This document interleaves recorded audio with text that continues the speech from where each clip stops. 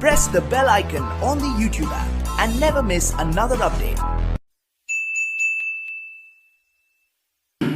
Hi students, welcome to Yash Academy Karad.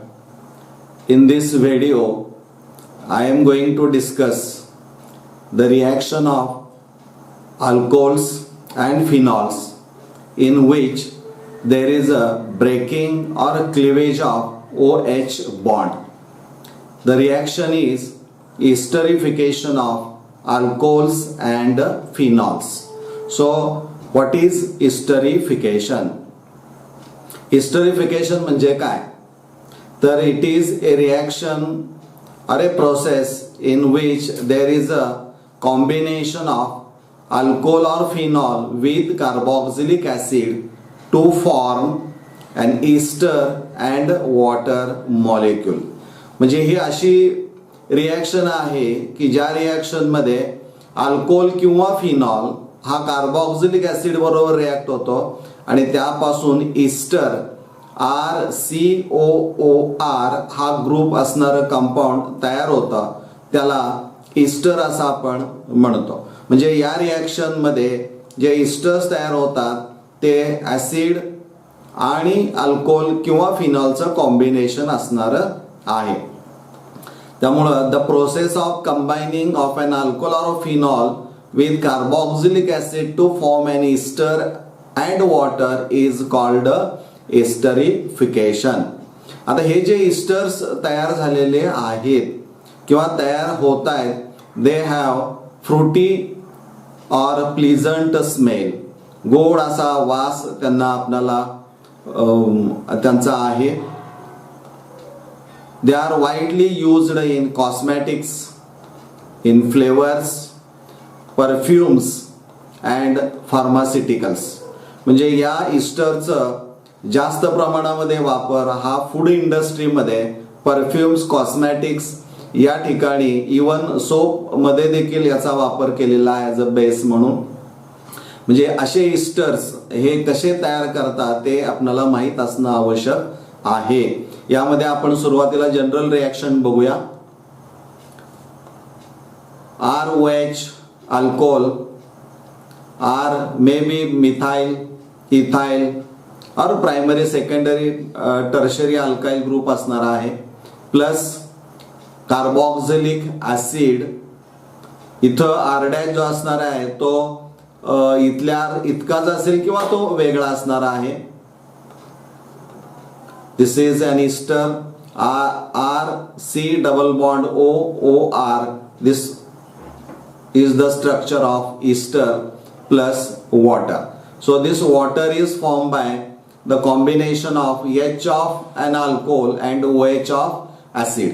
यांचं combination हे इथं आपल्याला झालेलं पाहायला मिळतं. So it is a reaction in which hydrogen of an alcohol combines with OH of an acid to form water molecule.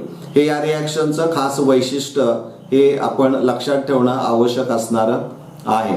Reaction of phenol with carboxylic acid. This is general reaction. This is an Easter plus water molecule. So in this reaction OH of phenol is combined with OH of carboxylic acid to form water molecule. So in short we can say that esterification is nothing but formation of an ester and is formed by combining alcohol or phenol with carboxylic acid. आता ही जर reaction पाहिली असेल तर in this reaction equilibrium is established between the reactants and products. So this reaction is a reversible. So forward reaction is known as esterification and the reverse reaction is known as a hydrolysis. कारण या reaction मध्ये water जो generate झालेला आहे तो water it hydrolyses an ester to corresponding acid and alcohol from which an ester is form. म्हणजे इथं reversible reaction मध्ये हायड्रोलिसिस पाण्यानं होतं ईस्टरचं आणि ज्या पासून तो ईस्टर तयार झालेला आहे ते ऍसिड आणि अल्कोहोल पुन्हा तयार केलं जातं. हे रिव्हर्सिबल रिॲक्शन मध्ये आपल्याला पाहायला मिळतं. त्यामुळं esterification reaction is a reversible reaction. आणि मग आपल्याला इस्टर हा फायनल प्रॉडक्ट मिळवायचा असेल, इक्विलिब्रियम मस्ट बी शिफ्टेड किंवा should be shifted to the product side जर करायचं असेल तर you must remove the water molecule from the reaction region. हे अतिशय महत्वाचं असणार आहे. नाउ इस्टरिफिकेशन इन्व्हॉल्व्स, म्हणजे या इस्टरिफिकेशन मध्ये आता आपण पाहिलं त्यामध्ये काय नेमकं घडतं तर there is a breaking of OH bond in alcohols and phenols. हा एक त्यातला महत्वाचा भाग. Reaction esterification of an alcohol or phenol with carboxylic acid is a reversible reaction. So the reaction should be carried out by using dehydrating agent like concentrated sulfuric acid or dry HCl. या reaction मध्ये थोड्या प्रमाणामध्ये little quantity of concentrated acid H2SO4 is used. It acts as a dehydrating agent, means it removes a molecule of water as well as it acts as a catalyst. It plays a double role. दोन्ही role यामध्ये आपल्याला पाहायला मिळतात. त्यामुळं या reaction मध्ये ज्यावेळी आपण ऍसिड वापरू concentrated, as soon as water molecule is formed in the reaction it removes water molecule. म्हणजे रिॲक्शन जी असणारी आहे is shifted in forward direction किंवा towards the product side. म्हणजे हा एक यातला महत्वाचा भाग तुम्हाला माहित असायला पाहिजे. त्यानंतर आता आपण एक्झाम्पल्स बघूया. डायरेक्ट आतापर्यंत पाहिले त्या जनरल रिॲक्शन, आता एक्झाम्पल्स बघूया. फॉर्मेशन ऑफ एन इस्टरच्या अल्कोहोल फिनॉल विथ ऍसिड या पद्धतीच्या त्या रिॲक्शन्स असणाऱ्या आहेत. C2H5OH this is an alcohol, ethyl alcohol, plus CH3COOH this is acetic acid heated with concentrated sulfuric acid which acts as a dehydrating agent as well as a catalyst. In this reaction H of ethanol or ethyl alcohol combines with OH of acetic acid to form water molecule and main product is an ester. हा जो ester असणार आहे, name of this structure is a ethyl acetate. Ethyl जो असणार आहे तो इथं C2H5 group is directly bonded to oxygen atom. त्याचं नाव पहिल्यांदा लिहायचं. And the remaining part or residual part is from acid. तो ऍसिडचा असणार आहे, त्यामुळं त्यापासून हा ऍसिटेट तयार झालेला आहे. नॉमेनक्लेचर ऑफ इस्टर मध्ये ते येणार आहे ethyl acetate plus water. So this is an example when ethyl alcohol is heated with acetic acid in presence of small amount of concentrated sulfuric acid. Ethyl acetate is formed with removal of water molecule. So this is the reversible reaction. परंतु या reaction मध्ये H2SO4 वापरलाय, त्यामुळे it removes a molecule of water so formed in the reaction. या पद्धतीने तो remove केला जातो. Reaction of phenol with carboxylic acid like acetic acid, when heated with concentrated sulfuric acid it gives a product phenyl acetate. So in this case phenyl group, this phenyl group is directly attached to oxygen, त्यामुळे त्याचं पहिल्यांदा नाव आपण इथं लिहिलेलं आहे plus water. तो water कसा तयार झाला पहा, H of OH of phenol combines with OH of carboxylic acid.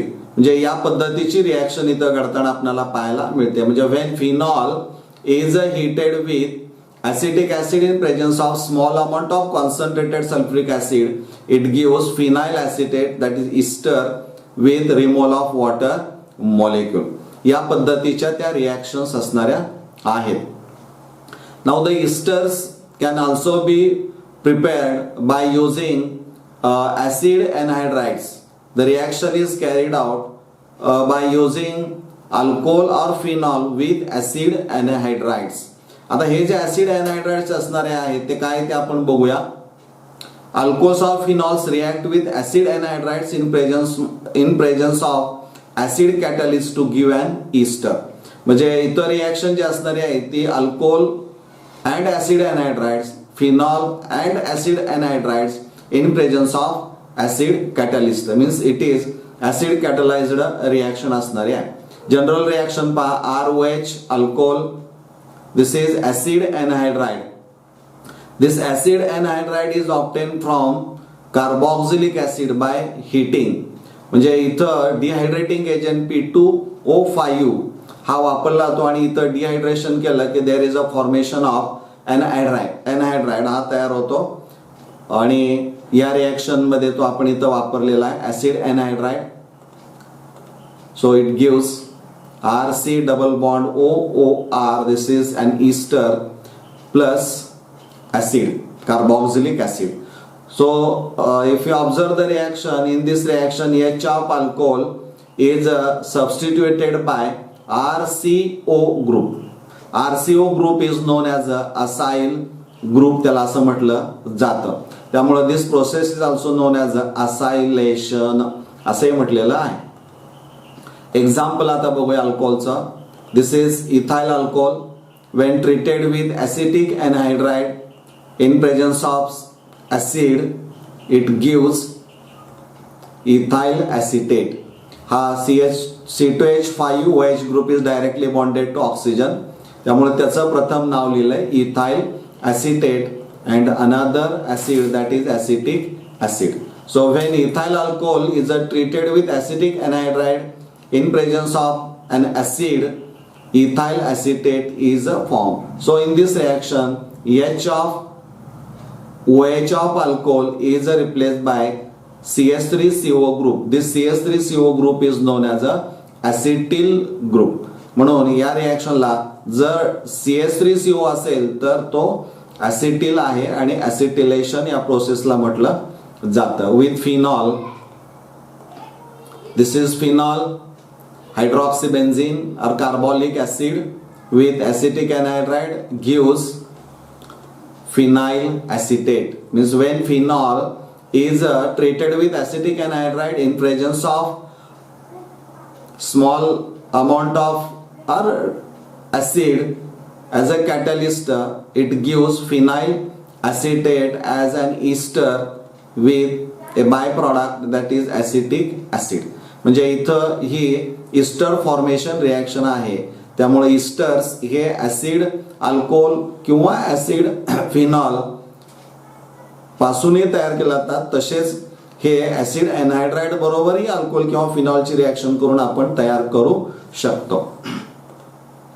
So H atom of OH group of phenol is replaced by CH3CO that is acetyl group. Now formation of an ester from acid chloride RCOCl.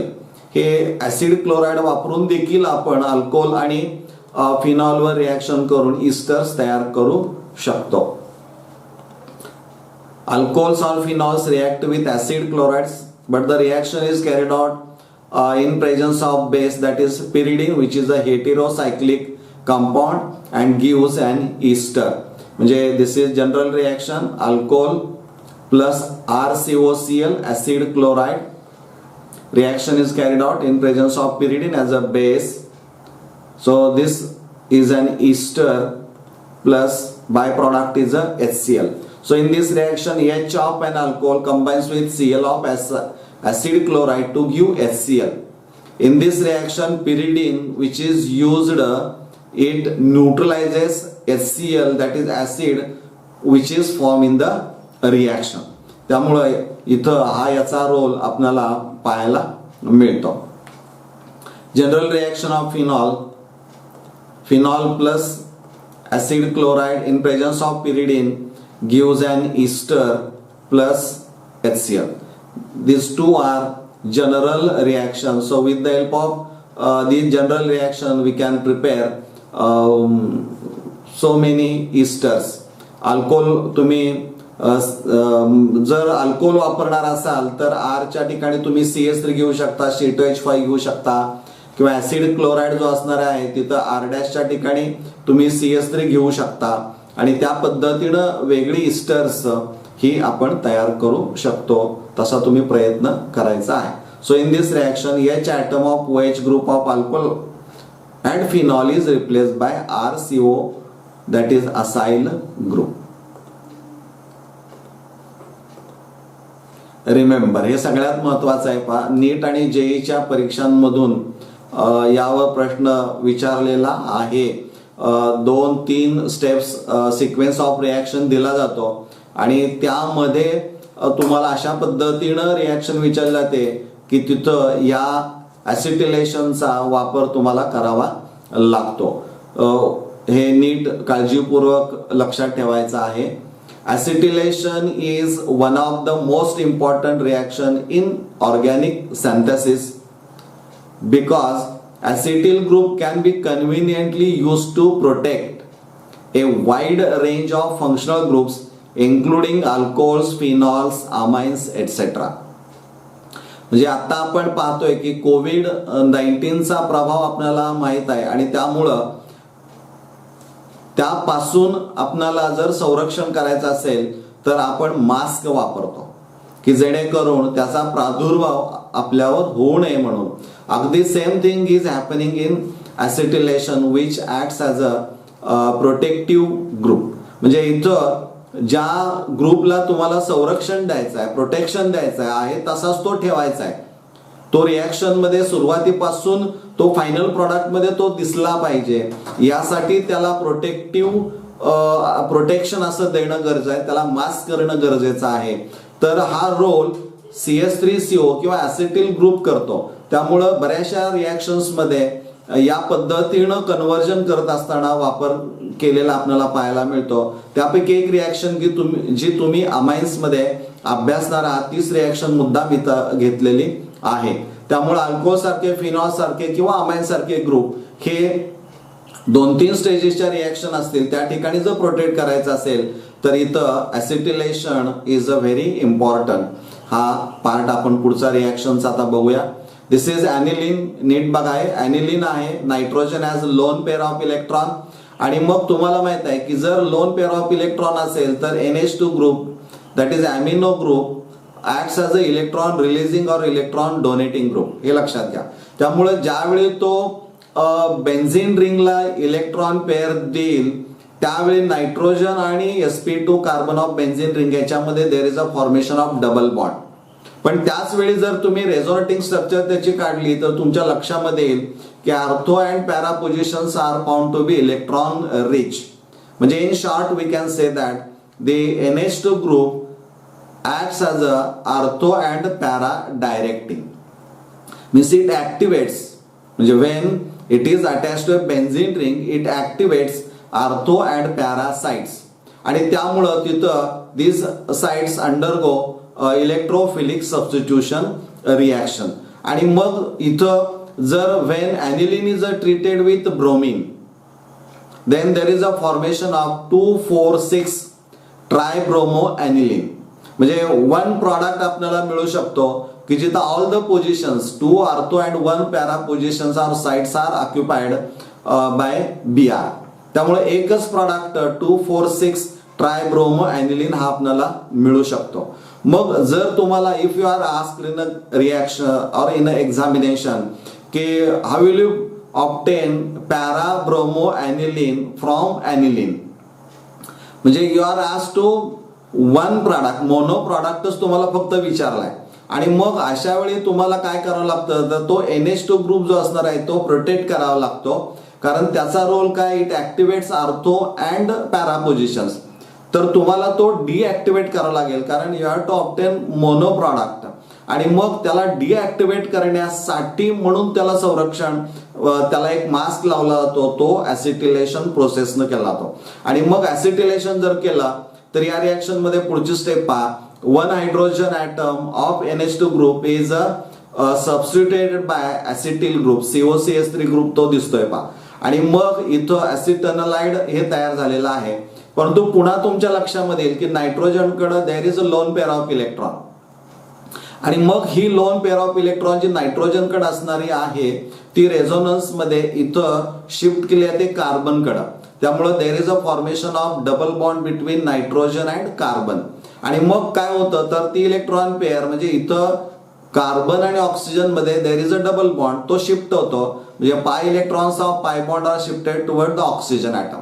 त्यामुळे इथं resonance आपल्याला पाहायला मिळतो, डिलोकलायझेशन of electrons पाहायला मिळतो. त्यामुळं काही प्रमाणामध्ये हा NH2 ग्रुप हा डिॲक्टिव्हेट केला जातो आणि तो डिॲक्टिव्हेट केल्यानंतर मग then reaction is carried with bromine.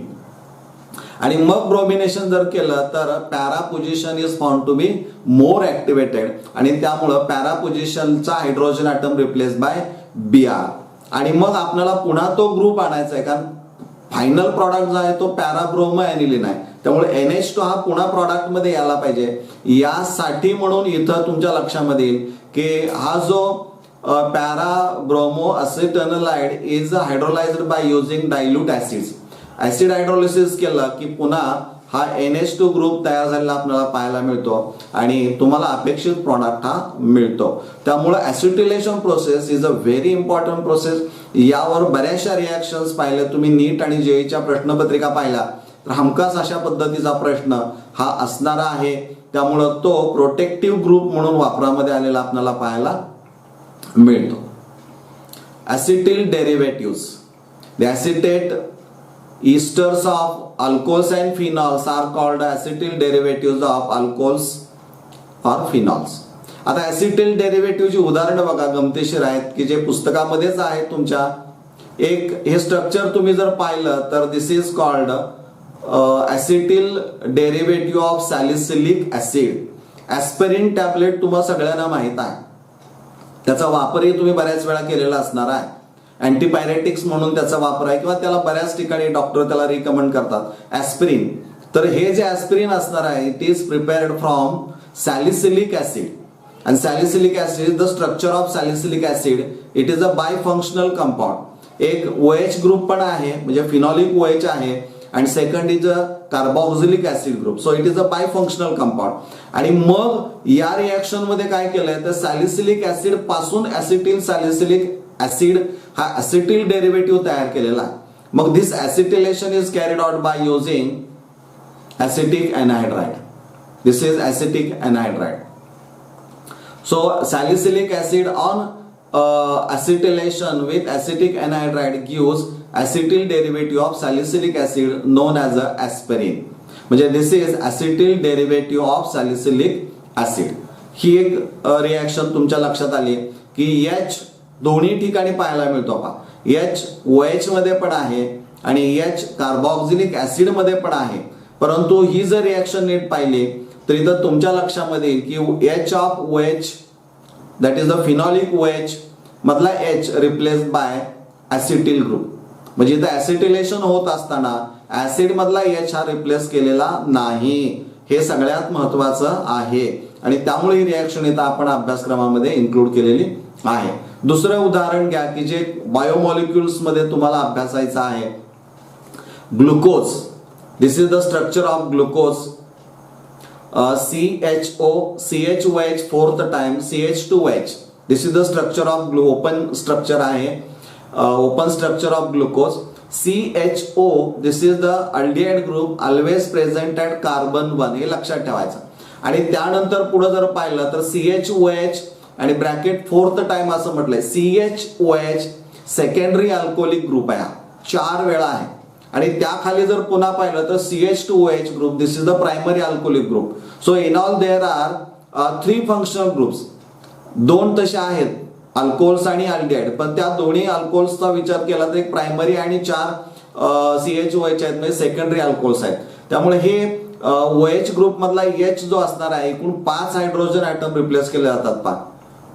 With acetic एनहायड्राइड जर रिॲक्शन कॅरी आउट केली तर there is a formation of glucose penta acetate. So this 5 hydrogen atoms get replaced by 5 acetyl group and there is a formation of glucose penta acetate. This is the structure of glucose penta acetate.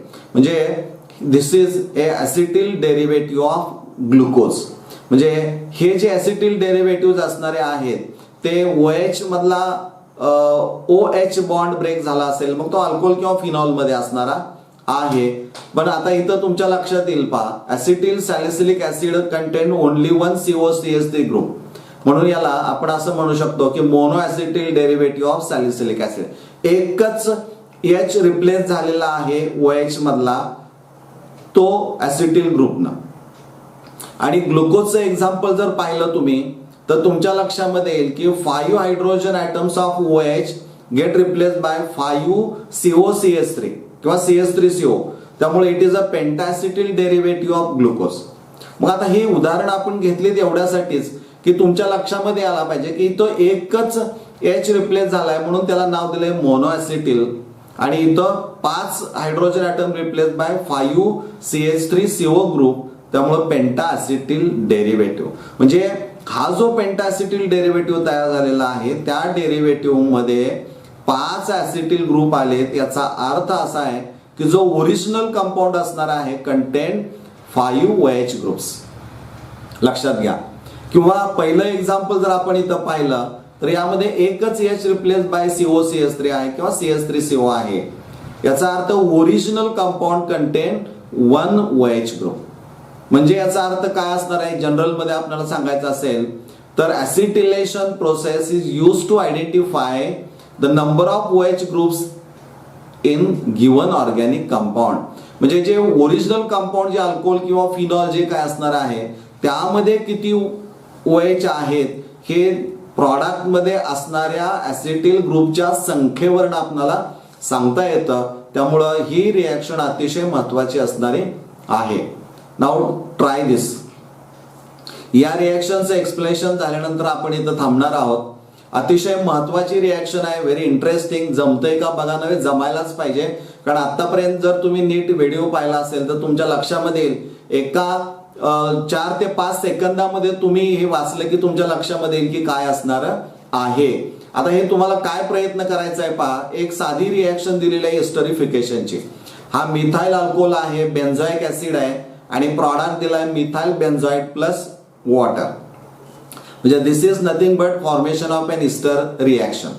आता आपण एक यामध्ये गंमत म्हणून आपण एक प्रयोग केलाय की तुमचं खरंच नॉलेज आपल्याला टेस्ट करायचं आहे. This is the question for your understanding. मग इथं एक असं केलंय की CH3OH जो आहे त्यातला O इज लेबल्ड बाय 18. म्हणजे आयसोटोप आपण वापरलेला आहे. हे ट्रेसर टेक्निक मधला भाग आहे, परंतु त्यावरून तुम्हाला प्रश्न जे विचारले त्याचं उत्तर तुम्हाला सांगता यायला पाहिजे. म्हणजे CH3OH मधला ऑक्सिजन इज लेबल्ड 18 आणि बेन्झोइक ऍसिड मध्ये 2 O दिलेले आहेत पहा. त्यामध्ये कुठेही तुम्हाला लेबल केलेलं ऑक्सिजनचं दिसत नाही. आणि त्यापासून मिळालेला प्रॉडक्ट मिथाइल बेन्झोएट त्यामध्ये 2 O आहेत, ऑक्सिजन आहेत आणि वॉटरमध्ये पण एक ऑक्सिजन आहे. तिथं कुठेही मी लेबलिंग केलेलं नाही. आता तुम्ही काय करायचं आहे, तुम्हाला प्रश्न विचारलेला आहे त्याचं उत्तर तुम्हाला कसं द्यायचं आहे बघा. In this esterification which bond of the benzoic acid is broken, COH or COH. म्हणजे हे जे 2 टाइप्स बॉन्डचे असणार आहेत कार्बोक्सिलिक ऍसिड ग्रुप मध्ये या COH ग्रुप मधले त्यातला COH बॉन्ड ब्रेक झालाय का COH बॉन्ड ब्रेक झालाय हे तुम्हाला सांगावं लागेल. And second question is that which one of the 2 products contain O labeled oxygen 18. म्हणजे प्रॉडक्ट मध्ये जे 2 प्रॉडक्ट्स मिळालेत मिथाइल बेन्झोएट असणार आहे आणि वॉटर असणार आहे त्या दोन्ही प्रॉडक्ट पैकी कोणत्या एका प्रॉडक्ट मध्ये ऑक्सिजन 18 तुम्हाला दिसतो ते लेबलिंग तुम्हाला करायचं आहे. म्हणजे इथं 2 प्रश्नांचं उत्तर तुम्हाला सांगायचं आहे. तो व्हिडिओ जर आत्ताचा जर नीट पाहिला असेल तर याची दोन्ही उत्तरं देताना तुम्हाला कुठेही अडचण येणार नाही. तुम्ही हा प्रयत्न करावा असं मला वाटतंय. कारण या रिॲक्शन मध्ये जे आपण अभ्यासलेलं आहे त्यावरनं या प्रश्नाचं उत्तर तुम्ही द्यावं असं अपेक्षित आहे आणि तसा तुम्ही प्रयत्न कराल आणि तो करावा अशी माझी अपेक्षा आहे. धन्यवाद.